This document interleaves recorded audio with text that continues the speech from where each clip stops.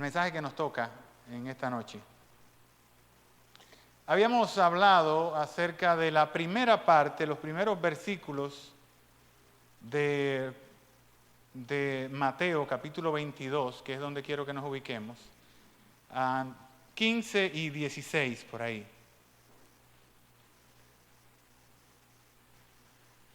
Ubíquense en lo que quiero expresarles, que ya tenemos prácticamente todo el panorama de la referencia. Tenemos el pasado miércoles, mi hermano don Manuel leyó en Marcos. Yo he estado trabajando en el libro de Mateo y hoy pudimos ver lo que dice Lucas. Y les decía que si ponemos uno al lado del otro, vemos como básicamente hablan exactamente de lo mismo. Tienen las mismas palabras en términos generales, pero siempre hay uno que enseña algo que nos arroja un poquito de luz. Es que maravilloso es.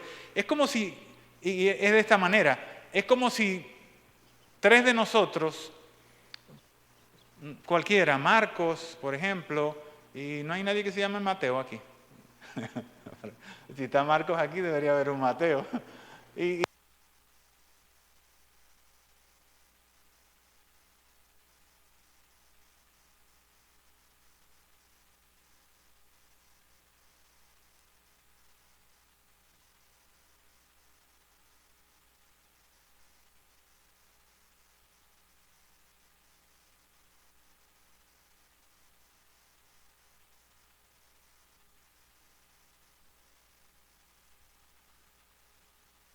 El de Marcos se parezca al de Lucas, en cuanto a que ellos tienen puntos de vista diferentes, están mirándome desde su background, desde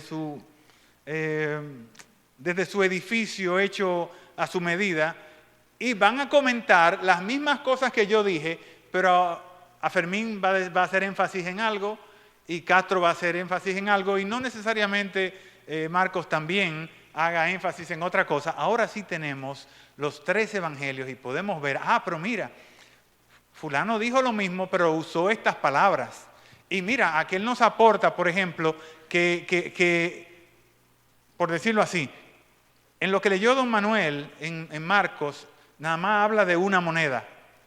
En Lucas también habla de la moneda. Pero en lo que leemos acá, Mateo resalta que esa moneda se llamaba denario. Ven, y cómo cositas así tan pequeñas arrojan luz como para que nosotros podamos expandirnos. Y no sería todo un solo discurso del cual estamos sacando pedacitos, sino es la misma idea, pero con recursos diferentes. Y eso para mí es maravilloso. Complementarios, se están haciendo aportes, nos están haciendo aportes para que nosotros tengamos la visión completa del Evangelio. Y eso, como les dije, es maravilloso. En la noche de hoy, entonces, vamos a seguir con este Evangelio. Lo primero que debemos hacer es leer la porción que nos corresponde. Y dice, en el versículo 16, y enviaron a él los discípulos de ellos, y los enviaron con los herodianos, diciendo, Maestro, esto es genial, maravilloso. Sabemos que eres amador de la verdad y que enseñas con verdad el camino de Dios y que no te curas de nadie porque no tienes acepción de personas de hombre. Dinos pues, ¿qué te parece? ¿Es lícito dar tributo a César o no? Mas Jesús, entendida la malicia de ellos, les dice, ¿por qué me tentáis, hipócritas? ¿Dónde usó Lucas, que leyó mi hermano, la palabra hipócritas? En ningún sitio. Pero aquí dice Mateo, con todo el énfasis de una persona que seguramente estaba ahí, de frente del Señor, oyendo, escuchando. ¿Por qué me tentáis, hipócritas? Mostradme la moneda del tributo. Y ellos le presentaron un denario. Entonces les dice, ¿cuya es esta figura? Y lo que está encima escrito, dícenle, de César. Y díceles, pagad pues a César lo que es de César y a Dios lo que es de Dios. El Señor es la sabiduría misma. Les había dicho la semana pasada que desde mi óptica, esta pregunta solamente tenía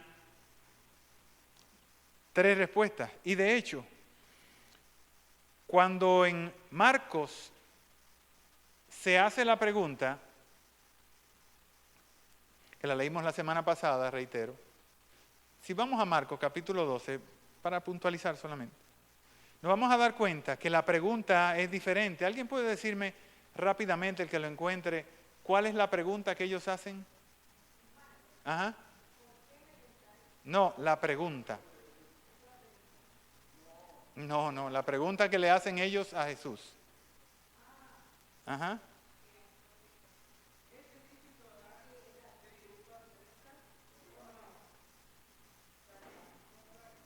¿Daremos o no daremos? Eso no lo dice ningún otro. O sea, no es que le están dando alternativas. Los otros 2 evangelios dicen, ¿es lícito o no? Marcos dice, ¿daremos o no daremos? Deje espacio para algo más en el medio. Yo puedo tener otra cosa que es daremos o no daremos. Los otros 2 dicen, ¿es lícito o no dar tributo al César? Pero este te dice, ¿daremos o no daremos? ¿Daremos o no daremos? O sea, es cerrado. Tú no puedes decir, bueno, o daremos o no daremos. Está cerrada la pregunta. Sí, es complicado el asunto. Yo voy a dejar eso para cuando nos toque. Ahora vamos a enfocarnos en la primera parte, en el versículo 16. Miren cómo estos, yo no sé si llamarles señores, porque evidentemente no eran los principales de los fariseos. Pero el hecho de que no fuesen los principales de los fariseos no quiere decir que ellos mandaron unos muchachos de 15 y 16 años a preguntarle al Señor. Eran hombres que muy probablemente habían agarrado a otros predicadores con esa misma pregunta. O sea, yo estoy seguro de que esa no fue una pregunta improvisada.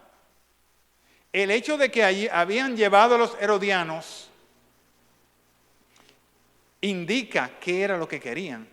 Era, o es con ellos o es con nosotros tu ministerio. ¿Es celestial o es social tu ministerio?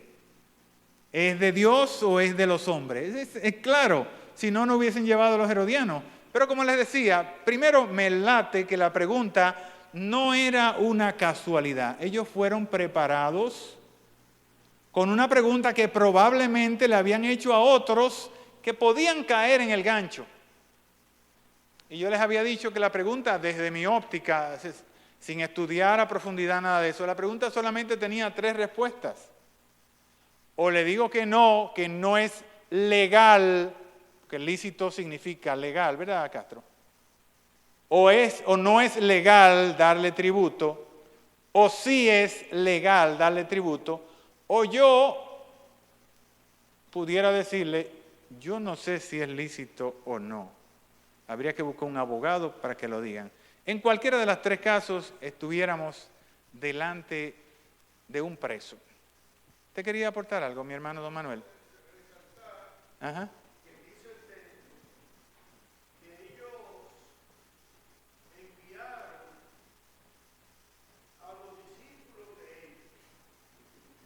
Está claro claro, la cuestión es que cuando uno piensa en discípulos, uno puede pensar que eran niños o eran jovencitos, ¿verdad? Pero no es de eso que se trata. Recuérdense que en el versículo en el capítulo 21, que lo vimos la semana pasada, después de la purificación del templo, cuando él llega al templo, con los que se encuentra es con los principales y los ancianos del pueblo. Con los ancianos que ya de por sí tenían una categoría especial, no tenían que ser gente del Sanedrín, pero por las canas que tenían, por los años que tenían, por las barbas que tenían, se sabían que eran personas de una sapiencia, de una inteligencia prodigiosa, aun cuando no fuesen religiosos, o sea, meramente religiosos. Y también con los fariseos, que aun cuando estaba dividido la casta religiosa en fariseos y saduceos, estos eran los de mayor fervor religioso. Eran los más aventajados en materia del conocimiento de la palabra. ¿Tú querías aportar algo también?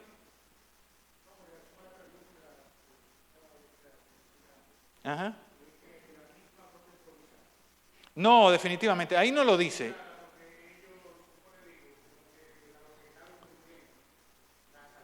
Y el hecho de que... Ahí vamos, ahí vamos. La pregunta no solamente estaba arteramente hecha, sino que fue parte de un entrenamiento. Ellos fueron entrenados para que... No había manera de escapar de esa pregunta, desde mi óptica. Si decía una cosa o decía la otra, ahí estaban quienes podían defender tanto un bando como el otro. Y otra cosa que nos dice que habían sido entrenados para hacer la pregunta, es que la pregunta o el cuestionamiento empieza con una lisonja, con un halago, una salsa. Así fue que dijo mi hermano, estaba salseada la pregunta. ¿Entiende? Eso fue lo que él dijo, la pregunta está salseada. Entonces ellos, de frente a Jesús, sabiendo que no podían cuestionar su maestría, porque ya había discutido con ellos, con los jefes de ellos anteriormente, y ellos quizás no le decían, ¿de dónde viene eso de ser maestro para ti? Ya eso estaba completamente aclarado. Y ellos comienzan con esa expresión, maestro. Eso desarma a cualquiera. Tú puedes tener la mayor animadversión contra alguien, tú puedes estar mentalmente preparado para comerte a alguien, pero si esa persona comienza con la expresión maestro, ya tú bajas la guardia porque se puso inmediatamente por debajo de ti. Pero eso no termina ahí. O sea, no hay cuestionamiento a partir de esa reunión con ellos, no hay cuestionamiento acerca de su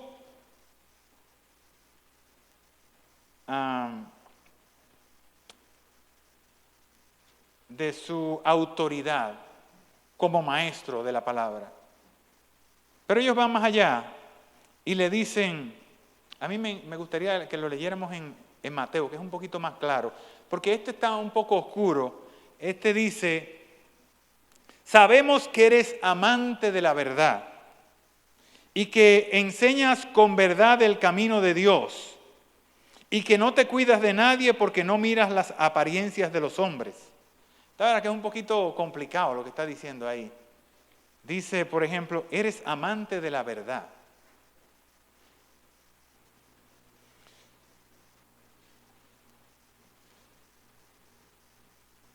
Lo único que yo saco de las expresiones de Mateo, que arroja más luz que en las otras dos expresiones, las de Lucas y las de Marcos, es que en esta dice claro, no te cuidas de nadie, porque no miras las apariencias de los hombres, dice. ¿Y esto qué significa? Bueno, lo primero, que enseñas la verdad, que eres un hombre ceñido a la verdad, que estás agarrado, apretado a la verdad, eso no hay mucho que buscarle, ¿verdad que no? Pero en la segunda dice, no te cuidas de los hombres. ¿Esto qué significa realmente?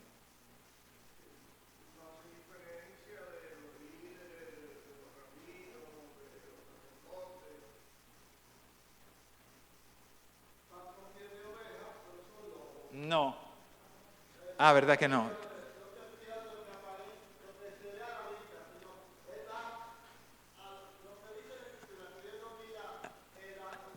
Ellos no lo encumbran, ellos no lo encumbran, no lo ponen como Dios. Ellos lo que quieren decir, no, ellos lo dicen, no es lo que quieren decir. Ellos dicen, tú no haces acepción de personas. Por eso quería leer en Marcos, por ejemplo. ¿Qué es lo que significa esto realmente? Y lo que ellos le están diciendo es, mire maestro, en buen dominicano, mire maestro, usted, no importa quién se le ponga delante, usted le va a decir lo que le va a decir. ¿Se entendió? Cualquier otro hombre tiene que medir las palabras que va a usar dependiendo de con quién se está comunicando. Entonces, ellos intentan desarmar al Señor diciéndole, tú no te vas a cuidar de lo que me vas a decir, porque no importa que yo sea César mismo o que sea un niño, tú me vas a decir lo que tú me vas a decir. ¿Se entiende? Aunque ustedes no lo crean, esto es un condicionamiento. Es un halago, evidentemente que es un halago, pero también están condicionándolo. Porque lo que le están diciendo es, dame un segundo, lo que le están diciendo es, dime lo que tú quieras, porque yo sé que no importa quién se te ponga enfrente, tú vas a decir lo que tú quieras. O sea,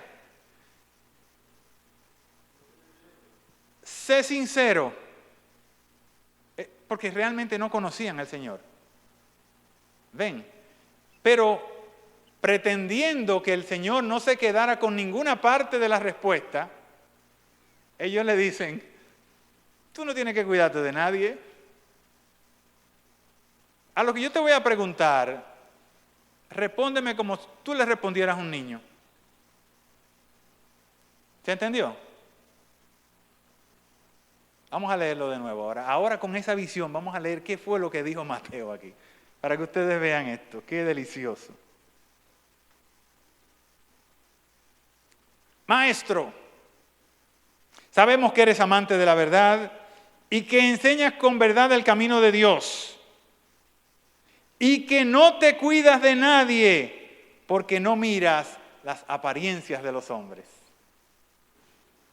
¿Vieron? No hay que leerlo en Marcos, eso es el más explícito de todito, es el de Mateo. ¿Usted quería aportar algo, mi hermano? Ajá, y eso lo vamos a dar por comprendido, mi hermano, el versículo 15. Ajá.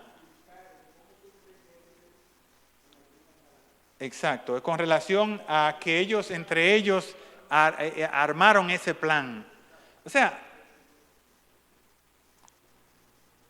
si a cualquier persona, llámese como se llame, en este momento, encontramos que sea un buen maestro, digno de ser llamado maestro, una persona que enseñe con verdad el camino de Dios y que encima le diga a la gente lo que tiene que decirle independientemente de con quién se esté conversando. A ese tipo hay que seguirlo. ¿Ya llegamos? ¿Se entendió? Si de mí dijeran que yo soy un maestro y que yo enseño con verdad el camino de Dios y que encima de eso le digo sus verdades en la cara a quien sea sin importar quién esté de frente de mí, ¿a mí hay que seguirme? yo cumplo con todos los requisitos de un expositor fiel de la palabra. Entonces estos señores vienen donde el Señor Jesucristo y le dicen eso, pero ¿están realmente sintiendo eso que están diciendo? No, eso es una lisonja. Eso es poniéndolo, le están quitando los caparazones, si tuviese alguno, quitando cualquier defensa de él, para entonces cogerlo en la pulpa. Y es ahí, en esa circunstancia, donde entonces le hacen la pregunta. Versículo 17. Dinos pues, ¿qué te parece?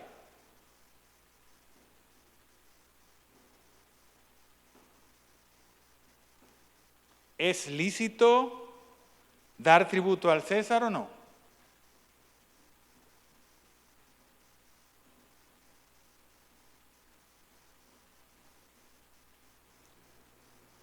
¿Con qué otra palabra podemos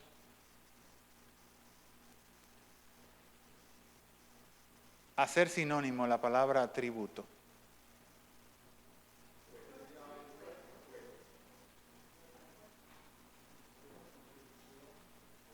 Una contribución no.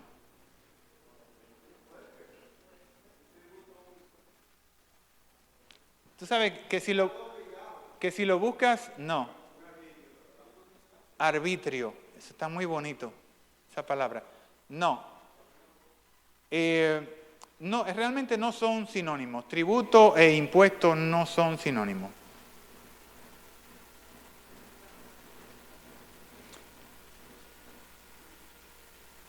La palabra que nosotros podíamos comparar con la palabra tributo es la palabra honra. ¿Eso es lo que usted iba a decir, mi hermana Carmen? Honra, honor.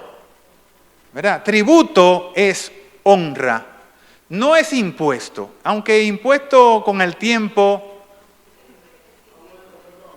Sí, pero realmente no lo es. Se puede usar como, modernamente se puede usar como sinónimo, ¿verdad? Pero realmente no lo es, porque por ejemplo, cuando hacemos un tributo a Joseito Mateo, nosotros no estamos pagando un impuesto a Joseito Mateo, ¿entiende? Pero modernamente sí, ¿entiende? Modernamente la palabra tributo y la palabra impuesto van y vienen porque se han enlazado, pero realmente en la raíz de las dos palabras no tienen nada en común.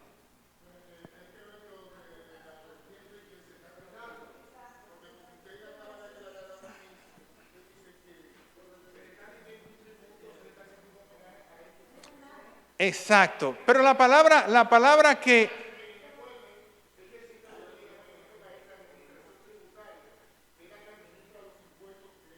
Sí, y yo te dije que modernamente sí podemos verlo como tal, porque se han enlazado en las raíces, se han enlazado por encima esa palabra, pero las raíces de la palabra no tienen nada que ver. Un impuesto es una carga que se impone, porque es así, de ahí que viene la palabra. Es una carga que alguien impuso, ¿verdad? Un tributo no. Usted le da tributo al que usted quiere. Depende de usted si quiere o no darle tributo a una persona o a una cosa. ¿Se entiende? O sea que etimológicamente honra y tributo sí tienen enlace. Última vez, dígame mi hermano.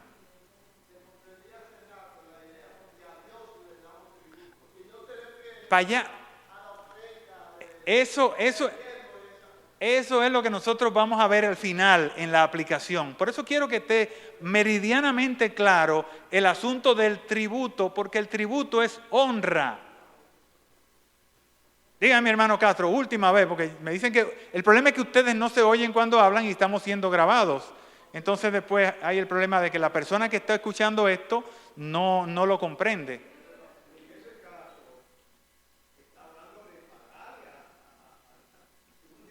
Sí.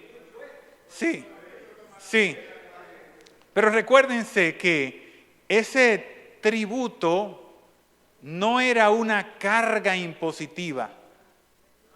No, ese tributo tenía como objetivo, o sea, no era algo que te afectaba grandemente. Afectaba moralmente, no físicamente. ¿Entiendes? Era decir, con eso tú lo que hacías era que confirmaba que tu rey era César. Ve, a diferencia del impuesto que con cada cosa, con cada transacción comercial que tú haces, tú tienes que sacarle al presidente o al sistema. Y yo no dije que no, yo dije que no había que sacarlo. Yo lo que estoy tratando de defender el punto era que tú fueses consciente de que tienes que darle algo al César. Es diferente al impuesto. Ve, es diferente. Es un homenaje a la persona de César. No es algo que comercialmente tú te ganaste algo y en virtud de lo que tú te ganaste tienes que darlo. Dígame mi hermana Carmen. Me gusta así porque es participativo y así como que se enciende mejor la cosa. Ajá. Te estás adelantando, Carmen Iris. Te estás adelantando a mi predicación, Carmen Iris. Yo lo que quiero es aclarar, poner claro el asunto del tributo, que es honra. Ve, que no es impuesto. Podemos ahora, en los tiempos modernos, decir, que tributo, y de hecho se llama tributario porque tiene que ver con eso, pero realmente no tiene que ver. Tiene que ver con devoción. Con devoción. Con ponerse de rodillas. ¿Entienden? Con ponerse de rodillas. Ven, ahora entendió mi hermano. Lo ve. No lo entiende todavía, pero lo ve.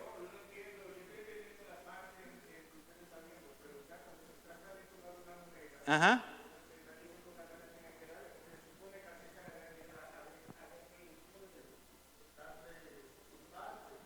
Pero que esa parte era simbólica, mi hermano, es lo que yo quiero que usted entienda. O sea, era simbólica. Es cierto que hay que darle. Usted como contador lo está viendo desde su punto de vista y el abogado lo ve desde su punto de vista. Yo quiero que se desarraiguen de eso porque si no se desarraigan no van a entender lo que la Biblia está diciendo. ¿Entiende? Si usted hace el ejercicio serio de usted entender lo que el Señor Jesucristo está diciendo aquí, usted se va a dar cuenta de una vez que es más que dinero. Ve, que es más que cosas pecuniarias. Es un asunto filosófico, vamos a decirlo así. Ve, un asunto de moral. Si no se desarraiga, estamos en lo mismo. Vamos a leer eso 600 veces y 600 veces vamos a ver la misma cosa. Dígame. Uh-huh.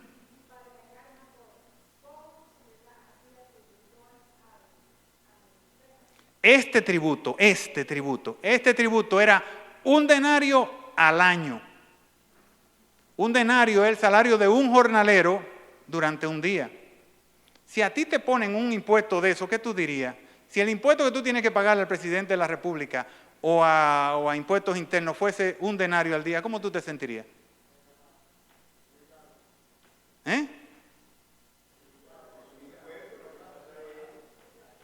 ¿Cómo te sentirías si en lugar de tú pagar por los impuestos que tú pagas cada vez que tú compras ¿qué tú compras? Un zapato, me dijeron un zapato. Si en lugar de tú pagar los impuestos que tú pagas por un zapato, ¿tú sabes cuánto tú pagas por zapato? Un galón de combustible. ¿Cuánto es que uno paga por impuestos de galón de combustible?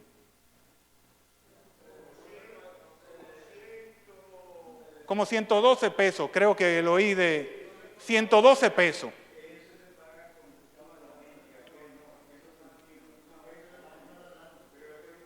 Pero es lo que le digo, o sea,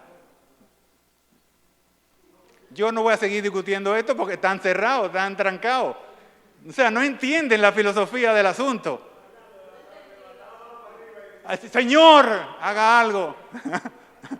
Porque no lo entienden, o sea, no sé, para mí esto es sumamente sencillo. Ojalá yo que en lugar de yo pagarle 112 con qué sé yo cuánto que pago de gasolina, yo le pagara 56 pesos, que es el salario mínimo, el impuesto anualmente.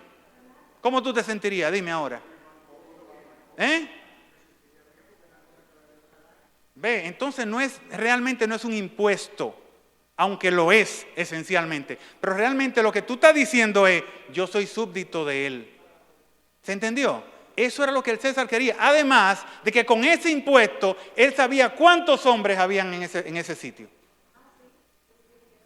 Él con ese solo tributo, ve, que es tributo, que es honra, él sabía cuántas personas estaban en esa circunscripción. Ve, era para eso. Era para eso. No tenía otro objetivo, porque iba a ser más rico el César, porque le llevaran 100 denarios que tenía Belén en ese día, en esa época. ¿Lo iba a hacer más rico? Evidentemente que no. Pero tenía un valor moral el impuesto el tributo ese. ¿Ven? Tenía el valor moral, porque usted con eso decía, yo estoy bajo las órdenes del César. Los otros impuestos, algunos otros impuestos, no todos, pero los otros impuestos se pagaban en especie. Usted cosechaba trigo, usted tenía que dar una efa de trigo. Usted no tenía que buscar denario. ¿Para qué buscar denario si usted lo que negociaba era trigo? Y a lo mejor lo cambiaba por huevo de gallina o de avestruz, qué sé yo. ¿Entiende? Porque si yo lo que produzco es arroz, yo no me voy a comer el arroz solo, yo necesito un par de gallinas y no puedo tener la gallina donde yo tengo el arroz porque las gallinas me matan el arroz. ¿Pero qué? Yo hago mi cosecha de arroz y en un saco yo se lo llevo al quien tiene gallina y le digo, ¿cuántas gallinas tú me das por ese arroz? De la misma manera, entonces, como es una parte de lo que yo produzco, yo se lo llevo al César y yo le digo, eso es lo que yo produje, así que páguese con eso.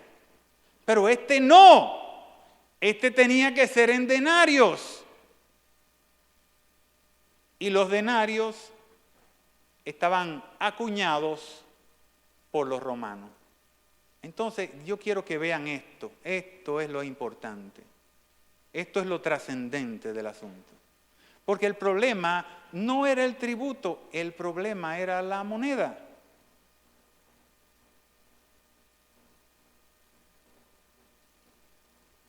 El problema era la moneda. Y la moneda en sí se convertía en un honor, en una honra para el César.